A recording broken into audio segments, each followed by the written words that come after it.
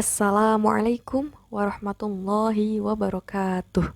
Alhamdulillah, alhamdulillahirabbil alamin wa bihi nasta'inu ala umurid dunya waddin. Assalatu wassalamu ala asyrafil anbiya'i wal mursalin sayyidina wa maulana Muhammadin wa ala alihi wa sahbihi ajma'in. Amma ba'du.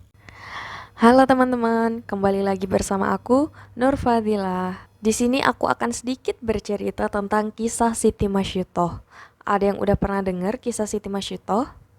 Jadi Siti Masyitoh itu hidup pada zaman Raja Fir'aun, tepatnya kenabian Nabi Musa alaihissalam. Sebelum kita masuk ke kisah Siti Masyitoh, ada suatu riwayat yang mengisahkan bahwa ketika Rasulullah SAW sedang berisra Mi'raj, di tengah Isra Mi'raj itu Rasulullah mencium aroma harum sekali.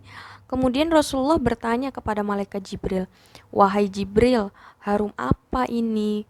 Kemudian malaikat Jibril menjawab, "Ini adalah harum dari kuburan Siti Masyitoh dan anak-anaknya ya Rasul."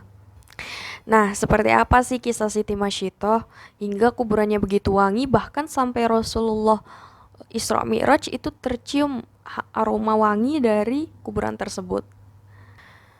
Jadi Masyitoh ini adalah seorang pelayan dari istana Raja Fir'aun yang bertugas untuk menyisiri rambut putri Fir'aun.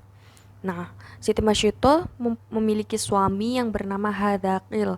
Hadakil ini pekerjaannya adalah pembuat peti. Salah satu petinya adalah yang digunakan Nabi Musa ketika bayi yang kemudian dihanyutkan. Nah, itu petinya adalah salah satu yang dibuat oleh Hadakil.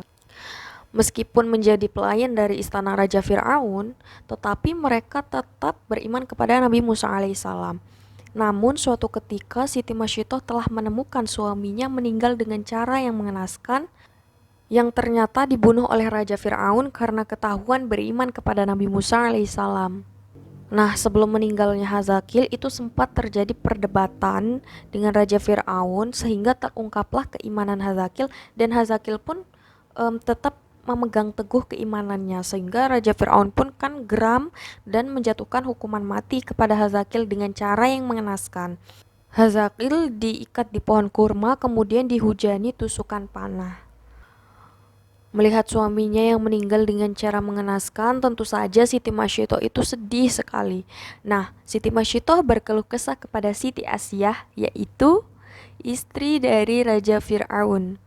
Nah, Siti Asyah pun meminta Siti Masyitoh untuk terus bersabar, meminta anak-anak Siti Masyitoh untuk terus bersabar. Nah, Siti Masyitoh pun mengungkapkan dengan isyarat kepada Siti Asyah bahwa Siti Masyitoh telah beriman kepada Nabi Musa alaihissalam.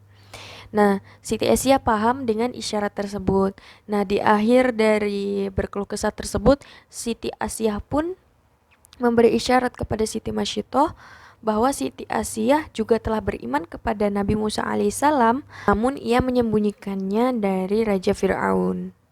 Nah, sepeninggalan suaminya yaitu Hadakil, kemudian Siti Masyitoh kembali bekerja seperti biasa lagi, yaitu menyisiri rambut putri Raja Fir'aun. Nah, di sini nih ada kejadian sepele tapi berdampaknya luar biasa besar banget. Ketika Siti Masyitoh sedang menyisiri rambut putri Raja Fir'aun, jadi disisir, tiba-tiba sisir tersebut terjatuh. Nah, diambil sama Siti Masyitoh dengan mengucapkan Bismillah. Ucapan tersebut membuat putrinya Raja Fir'aun terkejut, kemudian bertanya, "Apakah ucapan yang kamu maksud itu adalah ayahku?" Siti Masyitoh dengan jujur mengatakan bahwa maksud kata itu adalah untuk Tuhan yang sesungguhnya, bukan untuk Raja Fir'aun. Dia adalah Robku, Rob ayahmu, yaitu Allah, tiada Tuhan selain dia. Itu kata Siti Masyitoh. Nah, jawaban itu membuat putri Raja Fir'aun tersinggung dan langsung melaporkan ke ayahnya. Raja Fir'aun yang mendengar hal tersebut tidak menyangka ternyata masih ada pengikut Nabi Musa di istana ini. Kemudian Raja Fir'aun langsung memanggil Siti Masyitoh. Dipanggil, kemudian ditanya sama Raja Fir'aun, "Apakah benar apa yang disampaikan anakku ini? Siapa Tuhanmu selama ini?" Masyitoh tidak mengelak dan menjawab dengan tegas bahwa betul, tidak ada Tuhan selain Allah. yang sesungguhnya menguasai alam dan isinya. Jawaban itu membuat Fir'aun marah besar dan menyuruh pengawalnya untuk menyiapkan minyak mendidih di dalam tembaga yang sangat besar, yang dimana itu dipersiapkan untuk merebus Siti Masyito dan anak-anaknya. Kejadian tersebut dilihat oleh masyarakat banyak, namun sebelum dimasukkan ke dalam minyak tersebut, Masyitoh diberikan dua pilihan, yaitu dia memilih nyawanya dan anak-anaknya, tapi dia harus beriman kepada Fir'aun.